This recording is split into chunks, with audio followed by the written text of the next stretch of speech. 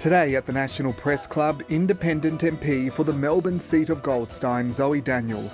After winning the Blue Ribbon seat in 2022, she will discuss doing politics differently and the future of the independence movement. Zoe Daniel with today's National Press Club address.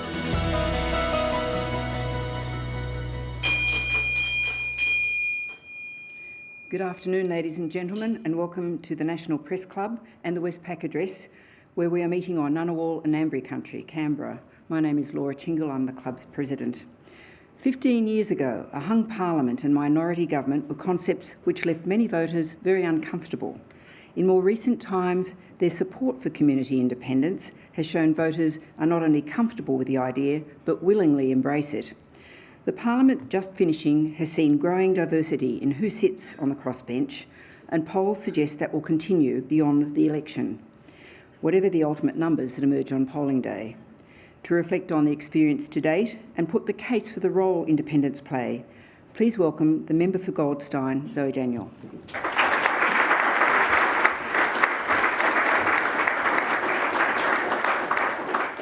Thank you, Laura. Good afternoon, everyone. In an era of misinformation, spin and distraction, politics too often rewards performance over progress and fear over facts. Standing here at the National Press Club, I welcome the chance for a real national conversation where questions are asked in real time and ideas are tested. Thank you for being here. Thank you for watching.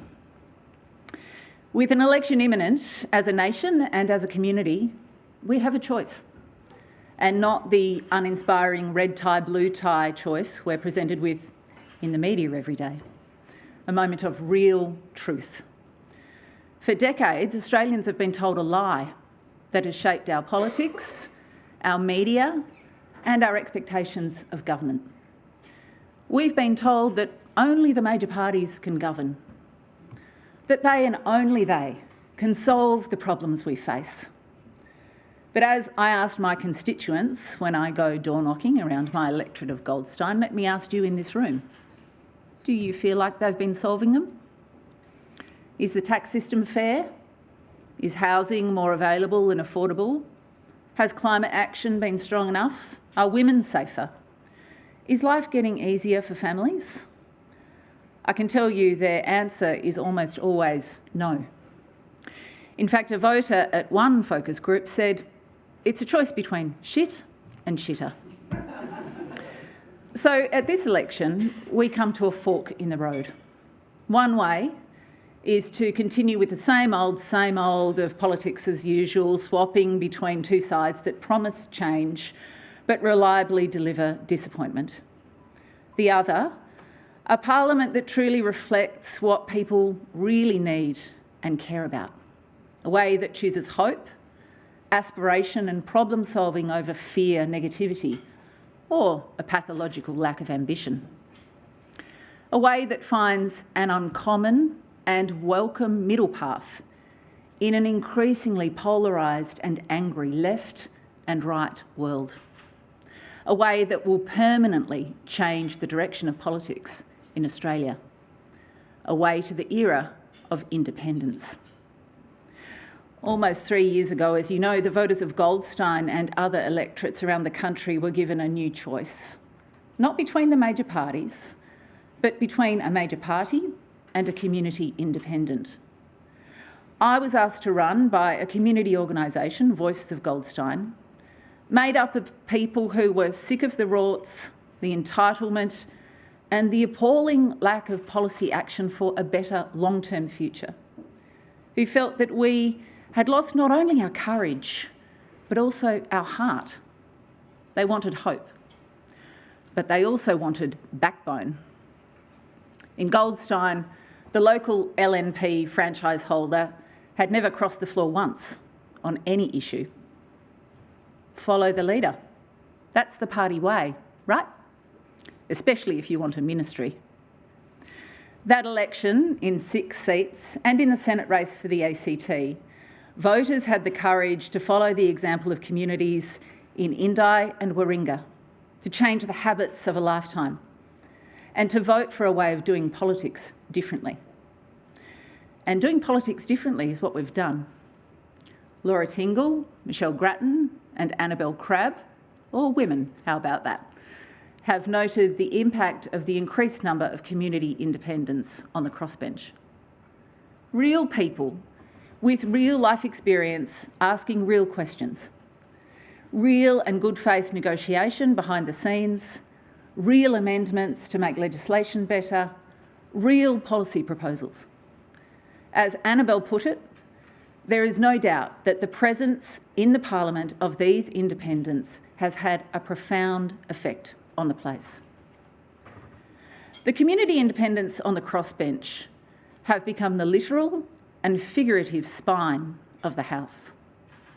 We have not been cowed by name-calling and mansplaining, by those heckling like schoolyard bullies in question time, nor by the outsized dirty tactics outside it.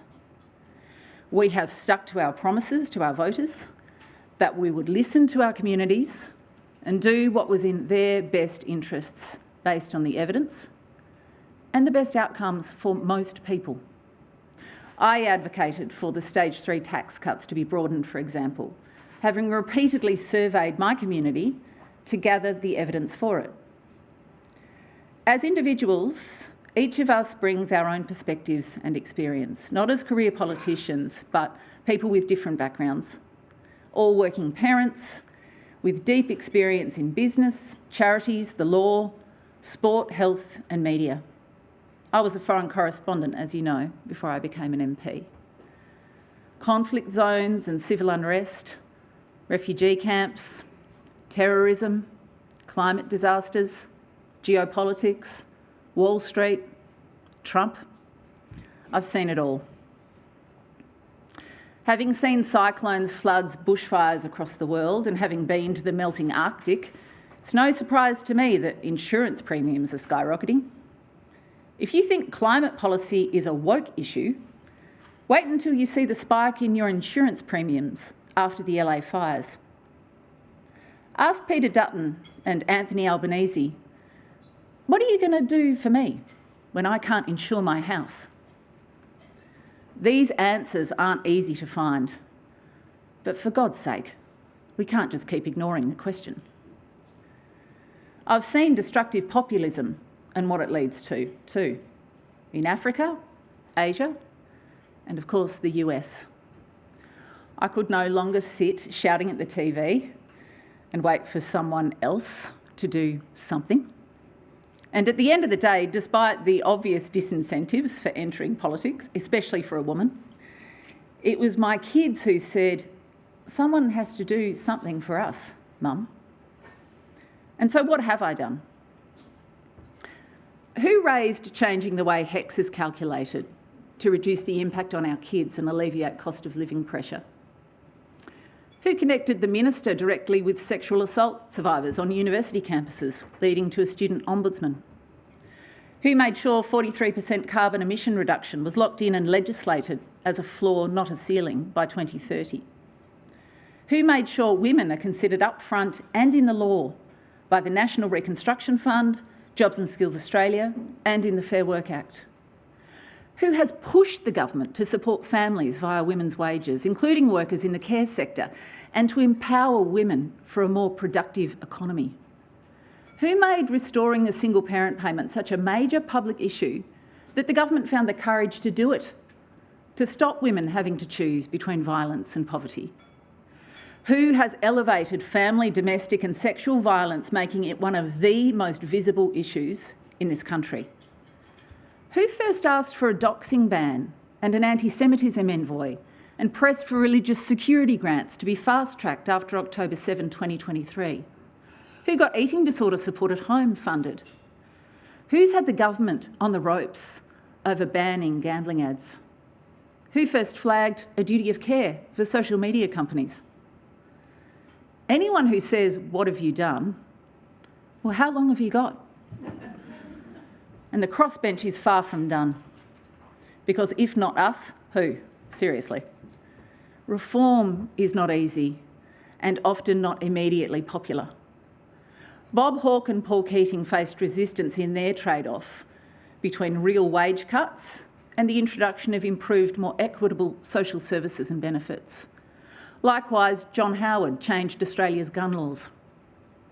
Of those voters old enough to remember courageous political leadership, few would want to go back to the days before those overdue changes. It's nearly a quarter of a century since the last genuine economic reform, the Howard government's introduction of the GST. Since then, we've had climate wars, culture wars, and poisonous party politics that has seen prime ministers come and go like peak hour trains. What we haven't had is the courage to properly deal with the economic and technological revolution happening the world over. This is not optional. If we don't rise to meet these challenges, our legacy to future generations will be one of decline. We need a bold outlook, one that is future-focused, one that unleashes the power of women to fully participate in the workforce to help drive Australian productivity, one that maximises the generational opportunity that is the transition to net zero and the natural economic advantages this country has to be a world leader in renewable energy. And we need a better tax system, not one that increases taxes, one that stops using working Australians as tax mules, particularly younger Australians trying to get into their first homes. And we must get serious about ensuring that big corporations making huge profits pay their fair share. Other countries do it, yet we're so frightened of upsetting the multinationals that we don't. I've been advocating for a properly funded, properly resourced inquiry into tax and revenue reform with everything on the table since before the last election. So far, what do we got? A token change to taxes on fossil fuel companies from the government, and to quote the Liberals' own allies in the IPA, the coalition lacks any sort of economic narrative. Last election, for my honesty in wanting to reduce the income tax burden for everyone, Goldstein's letterboxes were literally stuffed with falsehoods about taxing the family home and worse. Recently, in this very forum, my colleague, Allegra Spender, launched a comprehensive green paper on tax reform, an initiative applauded by respected economists. For that, she's being subjected to a campaign of lies, as am I, from a Liberal front called Australians for Prosperity, an Orwellian title if ever I saw one, funded by the coal lobby to do the coalition's dirty work. I mean, seriously, grow up and have an adult conversation. Your country needs you. Because without genuine tax reform, without putting everything on the table, we will be locking in a lower quality of life for our children. Do we really want to be the first generation since the Great Depression to leave that as our legacy because we were too gutless to even talk about it? Meanwhile, I'm all for small business support. But while Peter Dutton's deductible dinners may be popular with some, they aren't going to help our kids buy a house, and they won't alleviate the red tape for those businesses either. Mr Dutton recently said wage rises for low-paid, largely female early childhood education workers were a sugar hit for inflation. And tax-deductible lunches aren't? And while I'm at it, Labor, find your guts. You are so cowed by your own fear of failure that you are causing your own demise. Promise of a federal Environment Protection Authority? Too hard. Big corporates don't like it. Environment reforms generally? Same. Gambling ad bans? Same. Tax multinational gas profits? Same. Media reform? Oh God, no, Murdoch. In the bin with that. And the visionary structural change, affordable, accessible, universal early childhood education, to take real cost of living pressure off families, empower women and grow our kids, at best, baby steps. Do better. Those political sleaze shops I mentioned earlier, and their fellow travellers, don't like this kind of direct language. And they play dirty, real dirty. Last year, I was the subject of a referral to the National Anti-Corruption Commission from a former Liberal MP who lost his seat to a community independent at the last election. Playing the same old grubby politics as usual, he promptly publicised the referral to maximise political damage to me before the mail had even hit the desk at the NAC. That's right. When I called the NAC to inquire about the details of the referral after it hit the press, the Commission had not even received it. And that was the point. It's the lowest form of politics, spreading lies to win. And they keep on coming, on billboards, in letterboxes, with tiny, tiny, tiny fine print, authorised by, guess who? One journalist once said to me, "It's politics, you've got to expect that." No, you don't. And nor should the Australian public. We can do better, and we must. Because in this time of extreme personal stress and household hardship, what we're getting from the major parties is timidity from Anthony Albanese and everything weaponised everywhere, all the time, from Peter Dutton, including politicising anti-Semitism, which is a disgrace. And the Greens, grandstanding irresponsibly at the other end of the spectrum. Meanwhile, ordinary Australians shake their heads and mutter, they don't care about us. They only care about themselves and winning. Barack Obama reportedly had a sign on his desk stating, "Hard things are hard." Intergenerational equity, tax reform, housing, cost of living, crime, climate change, information wars, real wars, all hard, really hard. All require reason and care. And here, that requires a crossbench to fight for the centre. Not the political middle, but the politics of reason.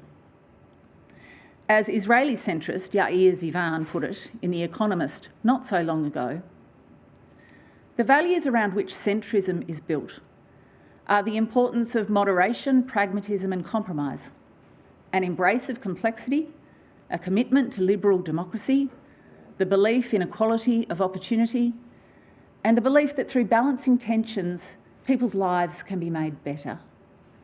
If centrism is to counter the fear and anger which dominate political discourse, the answer is to become the politics of hope. People elected independents because they wanted an alternative kind of leadership, something braver, something truer, something direct, something real. When I was US Bureau Chief for the ABC, I spent a lot of time talking to Trump supporters. Some, surprisingly, had voted for Obama, looking for disruption, and then disappointed they voted for Trump, still looking for disruption. The voters are casting around, trying to change the system. Here in Australia, the independents are the disruptors. Now, it may be disappointing for you. I won't be dancing Trump style on this stage. And I won't be taking my policy lead from Elon Musk. But I have questions.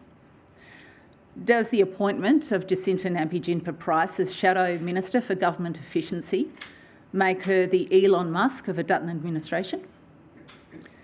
And does the plan to cut the public service, as in those who deliver health services, the NDIS, federal policing and such, mean a return to the Coalition's previous policy of handing out billions to consultants who tell them what they want to hear?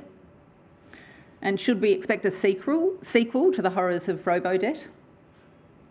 Meanwhile, Senator Price's initial signature announcement, cutting federal funding to support welcome to country ceremonies, all $450,000 of it, well, I guess that's government waste, fixed. Mr Dutton has dubbed community independence a radical, extreme communist movement. So it's radical to support broad-based tax reform, extreme to address the existential threat of climate change, and communist to demand the government not tax unrealised capital gains in any changes to superannuation arrangements. When one side bases its pre-election approach on what can be weaponised and the other plays defence by default, who's coming up with the vision? Who's providing the hope? The community independents on the crossbench, who behave like normal, reasonable people. And that's much needed because real reform takes time and it takes patience. If you look at the National Anti-Corruption Commission, for example, that was legislated in this parliamentary term, that took the Greens and several independents to drive it for more than a decade before it became law. And arguably it's still too weak. But who took the lead on that when the major parties would have preferred to campaign on anything other than integrity? Helen Haines, of course, the community independent member for Indi, and before Helen, her predecessor, Cathy McGowan. And who elevated climate change properly onto the national agenda? Zali Steggall. Even without the balance of power in this term of government, it is the crossbench that has been the driving force behind innovation and the improvement of legislation. And there is more than one way to skin a cat. Without the balance of power, the way is to stack up the evidence for the change and push. Gather a support base, build the social licence, and push again. Get in a room with a minister, their staff, and a red pen, and go through the bill, line by line, in good faith. Collaborate with senators with common interests, build the momentum in the House, and then seek their help to finish the job. Who is in the chamber during detailed debates on legislation? Only the independents, often for hours at a time, grilling ministers, forcing accountability, seeking answers, prosecuting amendments. This is the grunt work that we do on behalf of our communities and all Australians. Independence is the only true reflection of community ambition, listening and acting on what truly matters. For a start in Goldstein, that means, for example, working to secure a much-needed MRI machine for Sandringham Hospital, so that tens of thousands of residents in south-east Melbourne aren't left waiting months for essential medical assessments. It also means investing in youth mental health services to address the alarming rise in eating disorders, to ensure that young people get the care they need, when they need it, at home, not in hospital. Contrast that with what the previous Morrison government delivered to Goldstein. Imaginary car parks. A dodgy scheme so brazen that the Auditor-General called it an appalling case of pork barrelling. And when a local council dared to suggest that money could be better spent elsewhere, the Morrison government didn't just ignore them, they threatened to cut off future funding for that council's ratepayers. Meanwhile, few episodes demonstrate the failure of the old politics more starkly than this government's refusal to implement the key finding of the late Peter Murphy's inquiry into gambling, that is, to ban all gambling advertising. Despite all of the evidence, the government is more worried about the vested interests than the health and mental well-being of its citizens. If anything demonstrates the potential upside of a parliament where the crossbench holds the balance of power, the gutlessness of the Albanese government when it comes to banning all gambling ads is it in a nutshell. It has been a privilege and an honour to represent the people of Goldstein in this parliament, and so it would be should they choose to elect me for a second term. I may or may not win my marginal seat again. It'll be tight. But I will say this about the future, given that it has been the subject of considerable commentary. There is no reason to fear a power-sharing parliament, a balanced parliament. The Gillard years between 2010 and 2013 were more productive than any parliament we have seen since. In the last 20 years, Australia's had no fewer than 14 minority governments, federal, state and territory. Their quality has depended on the capabilities of the participants rather than their ideological DNA. A balanced federal parliament wouldn't just be a political shift. It would be a declaration that the Australian electorate is done for good with a broken cycle of partisan gridlock. With more than 30% of voters and rising turning their backs on the Coles and Woolies of politics, it's clear the old way of doing things is done. I promised my community to look at every issue on its merits, on the evidence, and not do deals. I stand by that 100%. Should the voters of Goldstein decide to give me their vote again, these will be my key priorities. First, ending the siege on working Australians. The days of income taxpayers carrying the load while multinationals and billion-dollar industries dodge their fair share must end. A full tax review is essential, closing loopholes, stopping the rorts and ensuring multinationals pay up so we can cut energy costs and fund real climate action. Universal early childhood education and care. A pathway to low, flat fee care for every family. Because access to early learning should be a right, not a privilege. It boosts female workforce participation, lifts productivity and sets children up for success. A full commitment to the renewable energy transition. Energy policy uncertainty is poison for business. No more half measures, no more delays. Business is ready, investment is waiting. Let's go. A national housing accord, bringing together federal, state and local governments, unions, banks, industry and civil society to address the housing crisis with a unified vision for a 20-year housing framework. And no more gambling ads. Australians have made it clear. They want them gone. This isn't up for debate. A balanced parliament isn't just possible, it's absolutely necessary. This election is not just about who sits in the Prime Minister's chair.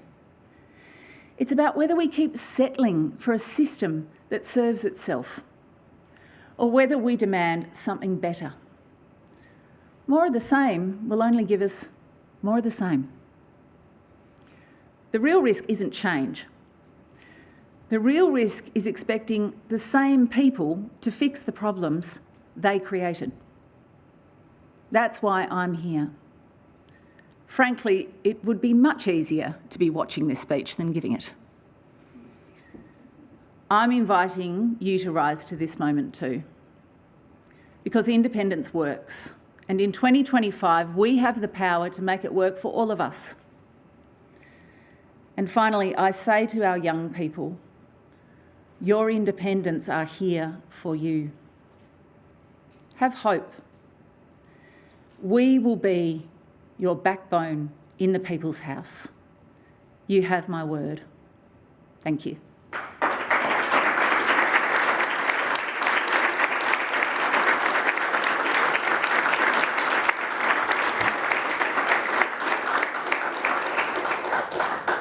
Thanks so much, Zoe. If we look back at 2022, a lot of the independents ran on a few issues, corruption, climate action and the treatment of women were really dominant ones. Now, it feels like we've moved on from here, and in some ways you've got a more specific agenda for the next term of Parliament, even as particularly the Coalition has a very non-specific agenda, if we could put it that politely. I just wonder how that plays out, presuming that you and the other independents are re-elected at the next election. How would you, how would you work the negotiations with the major parties on the presumption, based on the current polls, that we are looking at a minority government? Would you work together? How would you do it? I think it's good to put a set of priorities on the table, and the others will have different ones, I'm sure. I don't think it would be any real surprise across the chamber that that's the range of priorities that I'm flagging, because these are the kinds of things that I talk about all the time. I think that the initial pillars of the 2022 elections still stand because a lot of them haven't actually changed much. Neither of the major parties have a 2035 climate target. Economic policy is very vague. I don't see any particular gender equality policy positioning from the coalition specifically. And I think the umbrella issue of integrity in politics and trust is still one of the driving issues or undercurrents within the electorate.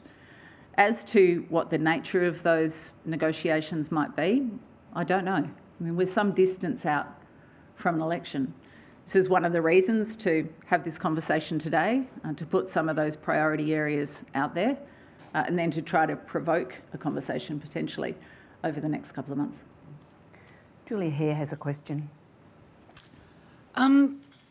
I think you kind of answered it there, but just getting down to brass tacks, if we do have a hung parliament after the next election, and there's a lot of predictions that we will, given that you've described one side of politics as gutless and the other as weaponised, the question is, which way would you swing, and what would the negotiations involve to convince you to go with one team or another? Yeah, so with apologies to the ABC lunchtime audience, but I'm with the focus group participant, shit and shitter. And I'm also a lifelong swinging voter, and I'm the person who's gone into the polling booth and thought, who am I going to vote for? Because neither of these are really representing me. And then that potentially will translate to having to make a balance of power decision. So the really honest answer is I'm still working through my thinking on that. Okay. And I've articulated in the speech my concerns, issues and frustrations with both sides. And I think they both have to do better. And also, we need more policy detail, particularly from the opposition. I would hate to think that I would have to go into that conversation if it happens blind, not really knowing, even the IPA doesn't know what their economic position is. So how am I supposed to know? And I'm there to represent my community authentically and in good faith. And everything that I would say the others have done in the last 3 years, and I have an enormous amount of respect for the group on the crossbench, is we weigh up evidence, and the conversations are really rigorous. It's hard to do that when you actually don't have any information. And if that decision has to be made, that's a critically important moment for our country. And it should be underpinned by detail. Thank you. It does seem like the extent of interaction with the crossbench, certainly from the government, has reduced over the course of this parliament. You know, the Prime Minister made a lot of noise about talking to the crossbench a lot at the beginning, but I think a few of the interviews people have given over the last few days have documented the fact that nobody's spoken to you about electoral reforms or some of these other policies. What's your sense of the engagement of the major parties with the crossbench? Well, they don't like us saying bad things about them, so then they don't want to talk to us so much about those things that we don't like that they're doing, specifically that thing, electoral reform, which I think, and I think many of the others do too, think entrenches the two-party system. That said, the Prime Minister meets with the crossbench every few weeks, and to be honest, I think it's variable across different ministries, and it is maybe to do with the comfort level of the different ministers with a crossbench, or people who are not members of the ALP. But I referred to getting into a room with ministers with a red pen and going through bills line by line. That has happened. That has happened very frequently, regularly, and if it's asked for, it happens. The issue of electoral reform, I think the government read the room, which was they weren't going to do what we wanted them to do, which was to create a level playing field. And in that sense, we probably got locked out of the conversation.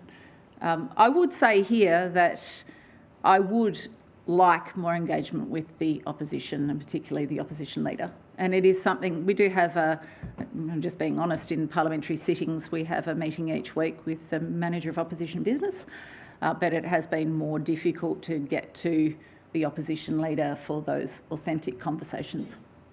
Rhiannon Down.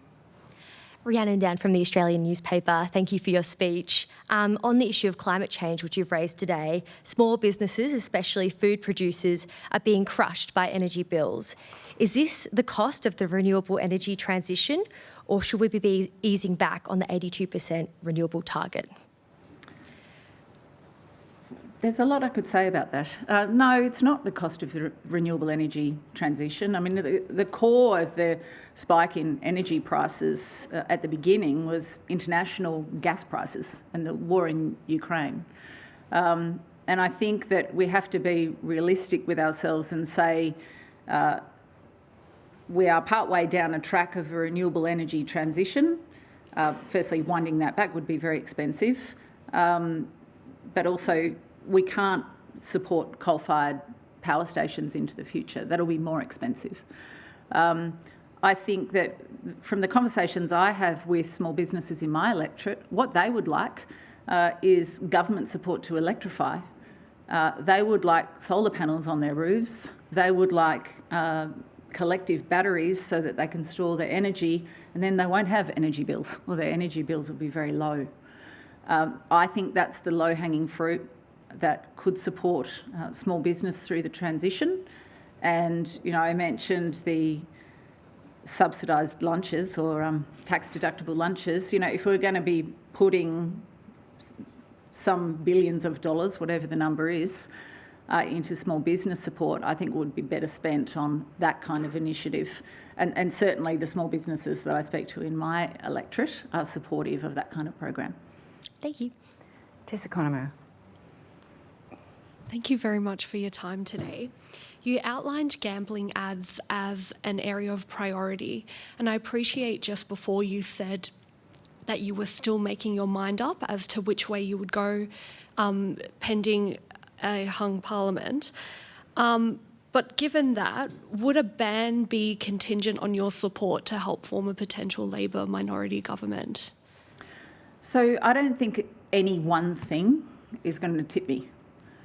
You know, the world is a lot more complicated than that. I would say that the coalition also jumped on the idea of a partial ban after myself and particularly Kate Chaney were jumping up and down about this, and while the Murphy report was underway or in train. And so I see a potential discussion with them about whether they're prepared to go further on that. But I think that when you're considering that really complex question of what is the actual will of the people, you know, if it's that tight, what do people want the outcome to be? Who do they want to lead them? How can I contribute to being a part of that if it comes to it? And then there would have to be a series of issues. It won't be any one thing. Thank you. Tom Lowry. Thanks. Tom Lowry from the ABC. Zoe, thanks for your speech. You talked about the process of creating change from the crossbench as building a case, advocating for it, building support, and taking it to a minister and convincing that decision maker. In your vision of a different parliament for Australia, are independents in those decision-making roles? Would you like to see independents in cabinet? Look, I think that's something for the future. And, you know, there are various examples of parliaments internationally that operate with that kind of model. I think we're a long way from that, to be honest. And I'm not standing here seeking a position on the front bench. I'm really happy with the role that I've been able to play over the last 3 years. It's a process. You know, I talked about social licence in regard to policy, and what myself and the others are trying to achieve is no different. The public has to be brought along with this. And so I think we just step it through. If at some point in the future that becomes a natural transition, then the Australian public will back that in the way that they vote. But we're still on sort of performance review here. And the proof will be in how people vote, not only at the next election, but in elections going forward. Thank you. Sarah Tomevska. Thank you. Sarah Tomevska from SBS. We've seen this morning Donald Trump and Benjamin Netanyahu deliver a joint press conference where the US president has said the US could take over the Gaza Strip and move Palestinian people elsewhere.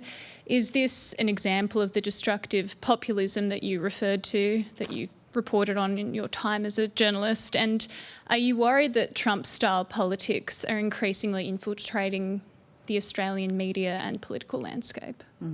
Yes and yes. You know, you'll recall, well, maybe you don't, but it's sort of in stark relief for me because I was covering the Trump Mark I administration, the whole Little Rocket Man series of events around North Korea and really amping up that debate. And indeed, I covered the 2 summits between Trump and Kim Jong-un in Southeast Asia. But look, Trump goes out hard and then he reels it in depending how it's received. And I hope that's what that is. From the point of view of the febrile situation in Israel and Gaza currently, I see it as incredibly unhelpful, obviously, and dangerous. And I also think that from the point of view of social cohesion here, you know, we're trying to actually de-escalate, not escalate. Unfortunately, that's not the way that Trump operates. And so I think, you know, we all need to be careful with our language around this. But the second part of your question around borrowing from the Trump playbook, yes, that's happening. Yes, it happened during the first Trump administration. You know, the media is the enemy of the people thing and fake news. I was at those Trump rallies in a pen while Trump was standing at the podium saying they're the enemy of the people, they're fake news, with, you know, 15,000 people yelling at us. And that framing, fake news, was adopted by the Australian government of the day, which I thought was really dangerous. What's your, you haven't held back, so what's your character assessment of how the press gallery and the Australian media has dealt with some of the Trumpisms that have entered our own orbit? From what I've been reading, particularly since the inauguration, I see it being called out a little bit more, and I think that's good. I mean, as I alluded to in my speech, as a country, and this is the choice of the Australian people, as a country, we can choose to go down one of those fringe pathways, or we can actually intentionally choose a different path and be the global outlier where we don't do that. And we actually take a middle path that is more reasoned and careful. And while I'm on this, tolerance and respect is not woke. These are underpinning social values. And we live in a country where we've had that in such a beautiful way, particularly in regard to the multicultural society that we have. And it's much easier to lose than it is to grow. We have to be really careful of that as leaders, in the language that we use, and in the way that we do politics, where I think people become so focused on winning that they can forget what the impact of how they're behaving can be. Thank you. If I could just take that point, the culture wars spectre.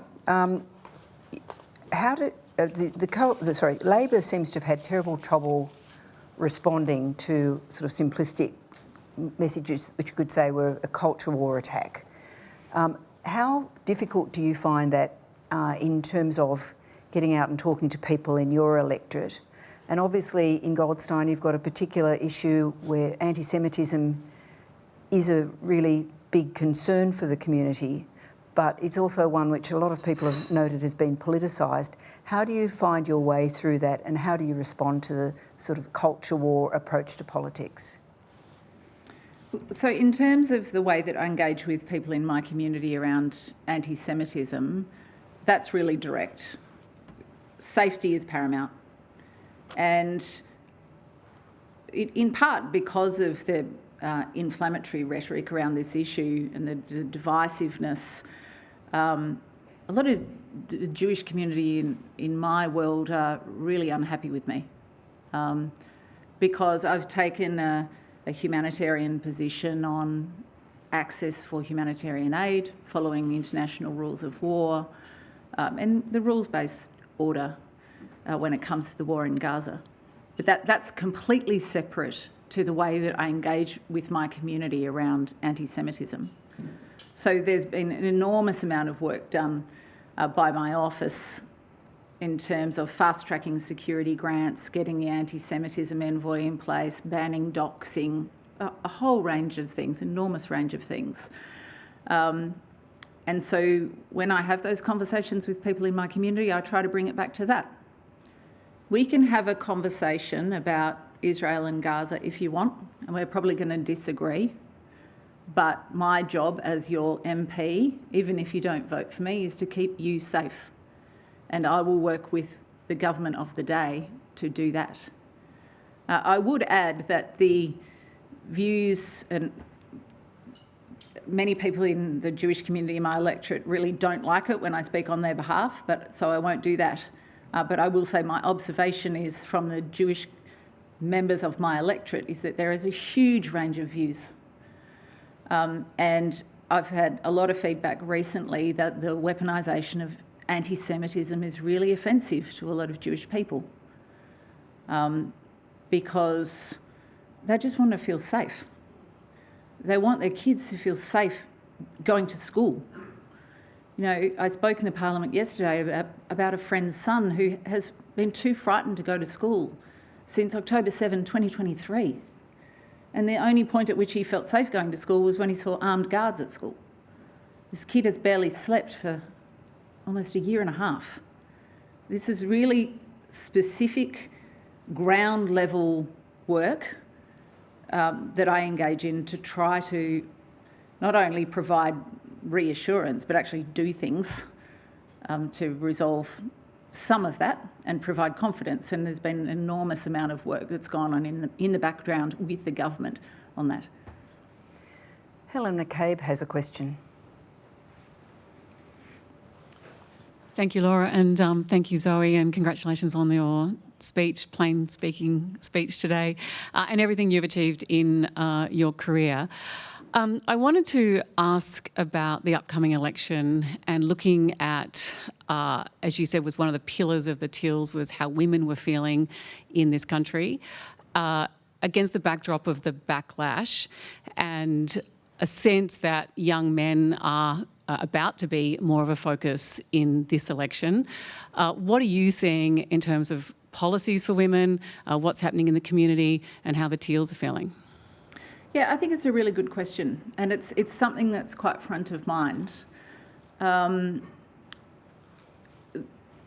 done a lot of work during this period of the Parliament around violence against women and also women's economic empowerment. Now, as Danielle Wood famously said, if women were an iron ore deposit, we'd be falling over ourselves to get it out of the ground, so let's do it.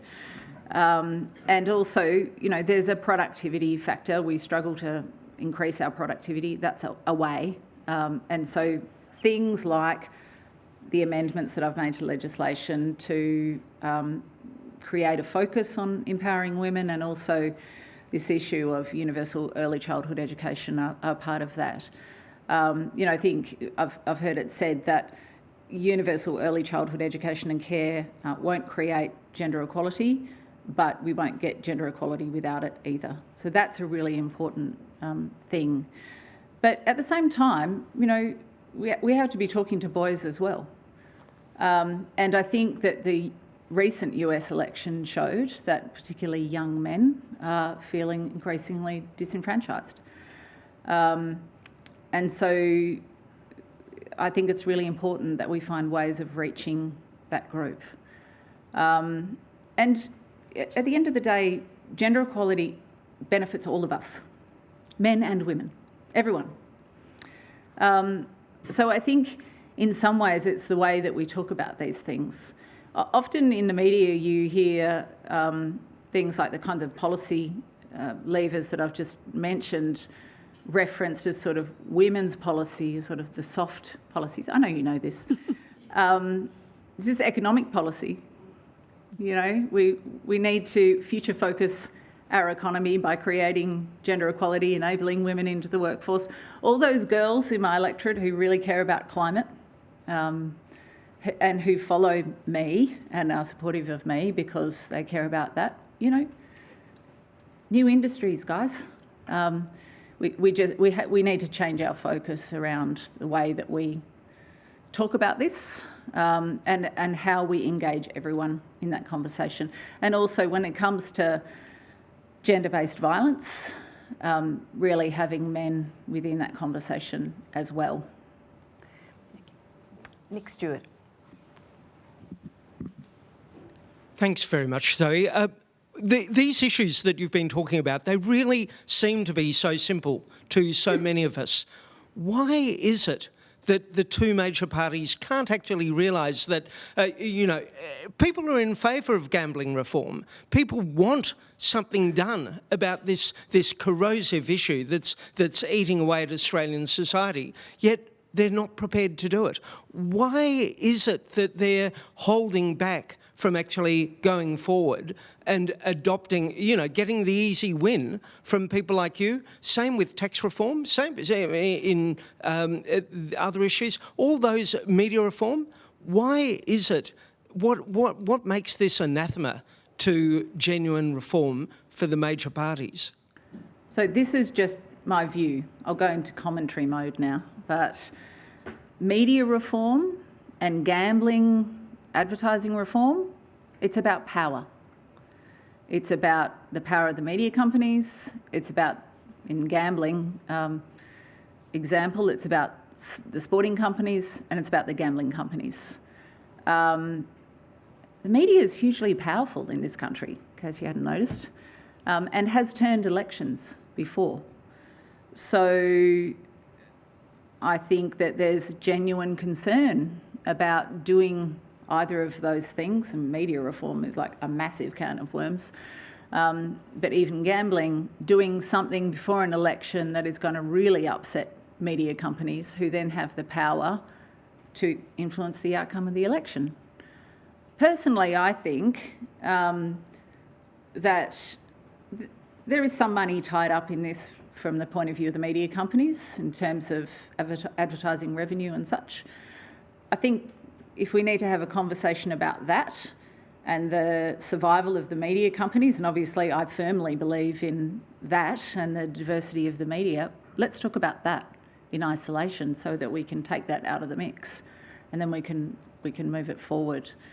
The sort of bigger picture question of why not tax reform and why not the vision, a couple of reasons. One is 3-year terms are too short. It's really hard to deliver complex policy in a 3-year term. From my point of view, you kind of spend the first, well, I was new and, you know, we had an empty office full of Sulo bins and no Wi-Fi and no heating, so it took a little while to get organised. But, you know, you spend a few months getting organised, you get into the parliament for maybe 18 months and then everyone's focus turns back to an election. So it's really hard to actually do long-term policy. And that's the issue that we have with things like housing, tax and those really big, complex things that take time. And the other bit is simply fear of failure. Because, you know, as an electorate and also the media, we're pretty judgy We don't have a lot of tolerance for things that are slow, things that are expensive, and as soon as anything goes slightly off track, then it's you failed and then you get voted out. So then it comes back to that again. I really do believe that to make any change, we're going to have to get more multi-partisanship. People talk about bipartisanship. We're going to need a more multi-partisan approach, which goes to my positioning around housing, trying to get everyone in the room, because you can't make housing policy on a 3-year electoral cycle. As you're threatening the situation, the status quo, do you think there's a danger that we might see some elements of the media being encouraged to be anti-independent, particularly as we come to this election? You reckon they're not already? I mean, come on. Morris Rowley has a question from Tim Shaw. Yeah, welcome to the Press Club. Thank you. The Prime Minister has just announced a 12%, $1.7 billion increase in state hospital funding to $34 billion. Today you've spoke of tax, childcare, energy transition, housing, gambling ads. How does your community rate the performance of the Albanese government this term on their investment in the nation's health? I think health is a prominent issue. You know, it's one of those issues where if I'm talking to people in the street about what they're concerned about, it doesn't necessarily come up. But we get lots of incoming into my electorate office around lack of available bulk billing, for example. I mentioned the lack of an MRI at the Sandringham Hospital, which is in my electorate. And what that means is that if people want a bulk billed MRI, they have to go to the Alfred in Prahran and probably wait 4 months to get their MRI, unless they're prepared to pay $400 to get it at one of the private hospitals. So I think there is deep concern about healthcare. I think there's also COVID lagging concern about lack of funding, particularly in the Victorian hospital system, and under-resourcing of hospitals and pressure on staff. And look, at the end of the day, a roof over your head, education and health are kind of,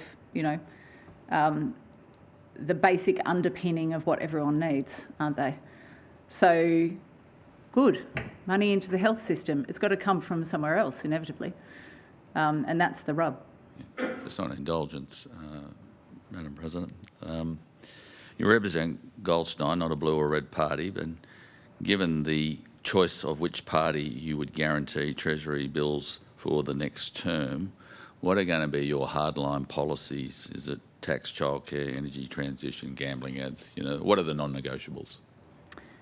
Yeah, well, I put down 5. I've said it won't be any one, and there might be, there might be a degree of, well, what's your vision? Because we haven't really seen that from either of the parties.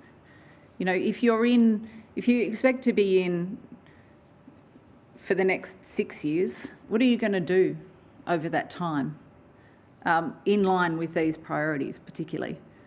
Climate is an existential threat, and the need for a commitment to this energy transition and to stop flip-flopping is really critical. I mean, for business, it's impossible. Imagine if you're going through a 10-year process trying to get approval for an offshore wind farm and you don't even know if we'll have offshore wind by the end of the 10 years. You will have spent $10 million getting your approvals by then. It's really problematic. But I'll just come back to your earlier question you asked me, what's the general vibe about the Albanese government in the electorate? Not great. Labor voters, I think, in my electorate are disappointed and frustrated, as was reflected in my speech. That said, there's not a lot of love for the Liberal Party either.